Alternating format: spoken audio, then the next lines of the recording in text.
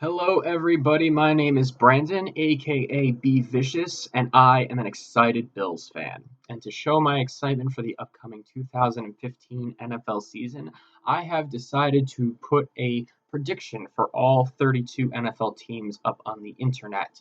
So, for today's video, I will be talking about the Philadelphia Eagles, the team that Buffalo and the team that Buffalo randomly decided just out of the blue to trade Kiko Alonso to for Shady McCoy.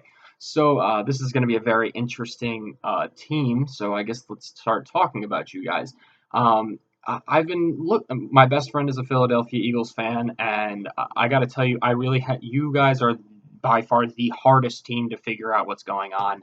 There are just so many factors into what could go on with your season, and just it's so the way he's organizing this team is just so unorthodox and just different. So it's really hard to figure out what exactly is going to go on, and I'm sure all of you fans out there are just being like, what is he doing? Is I hope that he's Chip Kelly's going to be one of two things. He's either going to be an absolute moron or a complete genius. So I'm not entirely sure where he's going to land. And I don't think many people do know where he's going to land. So let's start talking about who you guys got during the offseason, as well as who you guys lost and who you guys drafted.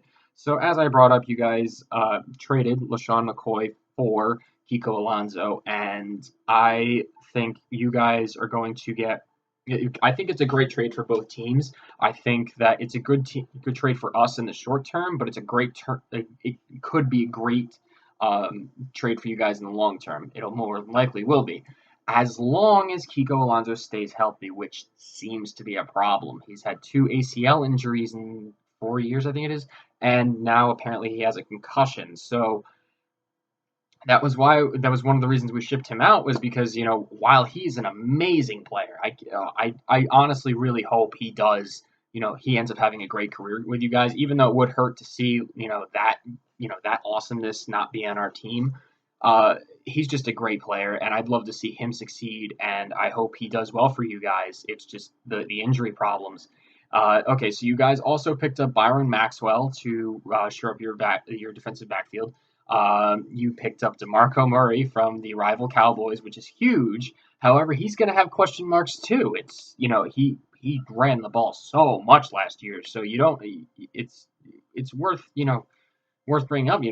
Is he going to be able to take the load this year? But you guys also picked up Ryan Matthews, who is also a great runner, but he also has injury problems as well. So you got those two, as well as Darren Sproles. So you got a fantastic backfield, but two of them come with big injury problems, and the third one is a small guy. So, one big hit could hurt him as well. So while your backfield is very strong, you have a lot of question marks.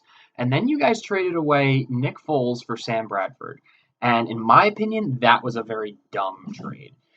Nick Foles, from what I saw last year, yeah, he was having a little bit of a rough start to begin with, but it's called a sophomore slump for a reason. It happens. Give the guy a little more time. You just shipped him off. He also had an injury, which led to Mark Sanchez coming in and being the quarterback. But I don't think you should have traded Nick Foles, his rookie year, just unbelievable what he was doing. So now you bring in Sam Bradford, who, in his own right is a great quarterback, but he's made of glass. So your team is just filled with injury-prone guys. And, in in my opinion, just having injury-prone guys is not something you want to have in the NFL. So you guys also picked up Miles Austin, who is another injury-prone guy. Brandon Graham, Walter Thurmond, just to name a few guys that you picked up, and you also got Tim Tebow. So we'll see what happens with that.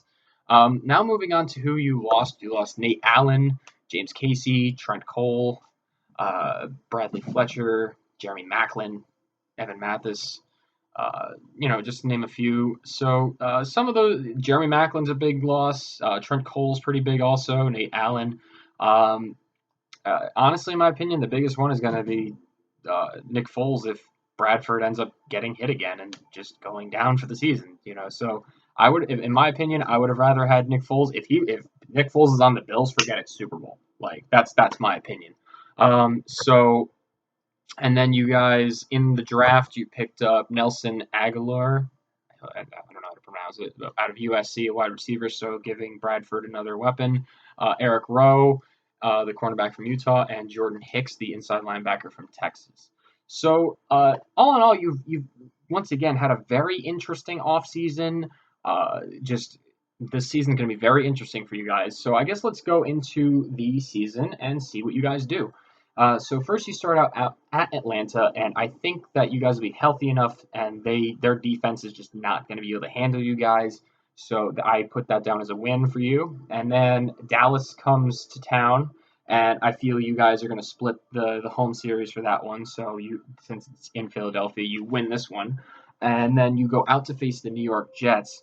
Um, this is a matchup that I think is going to it's going to be really tricky for you guys, but I think you're going to pull this one off. Because they're going to be able to stuff the run really well. But I don't know. I just feel like you're going to pull that one out. So that's going to be a win. And then at Washington, they always seem to play the division opponents very tough. So I gave this one the split series as well. So this one is at Washington. So this one I chalked up as a loss. Then New Orleans comes to Philadelphia, and they're not the same team on the road as they are at home. And even now, they're still not the same team as they used to be. So I gave you guys the win for that one, which now puts you at 4-1.